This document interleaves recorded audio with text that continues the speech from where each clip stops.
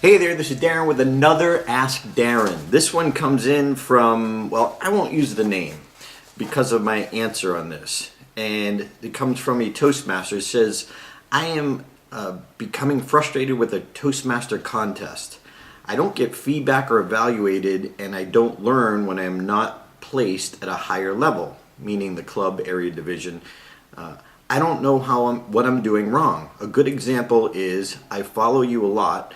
I craft my speech so I'm not telling the audience what to do. The winners do this and win.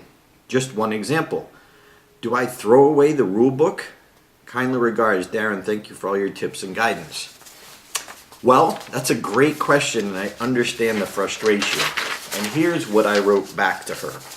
I'm sorry to hear for your frustration. The problem actually lies with how you're processing the win. Consider, stop trying to win. Strive for becoming a world-class speaker. As far as winning, telling them what to do is one aspect of many, many, many. And then I asked her if she had to own the stage program or if she's a member of World Champions Edge. World Champions Edge is a program, a community that myself and the other champs created to help good speakers become great. It's not about winning a contest. But when you look at just one aspect of winning, as this person did, this female Toastmaster, she noticed that the other people who won told the audience what to do. And the audience doesn't like to be preached to. However, you can't just take that one aspect and say, well, they're not doing what you teach. Well, there's many different ways of speaking, and there's so many different aspects. It could be a delivery challenge. It could be the way you come across, your use of stage, narration versus dialogue.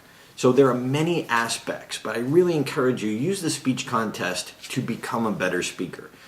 You should notice over time and years that maybe you do go higher in the contest.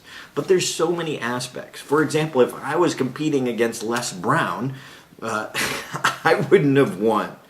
So maybe you're just competing against other experienced speakers. But there's also some speakers who make it to the finals of the World Championship and then the next year lose at their club.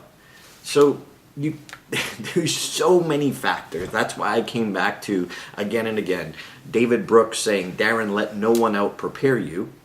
And then Otis Williams Jr., who said, Darren, be so good, the only question is who comes in second. And when I had that aspect of, in my brain, that perspective, I'm never done, there's something else I can do, what else can I do? But then understanding there's two kinds of feedback. Here's what I thought and felt as an audience member, and here's what you can do to get better. And clearly understanding that everyone in the audience is qualified to tell you what they thought and felt.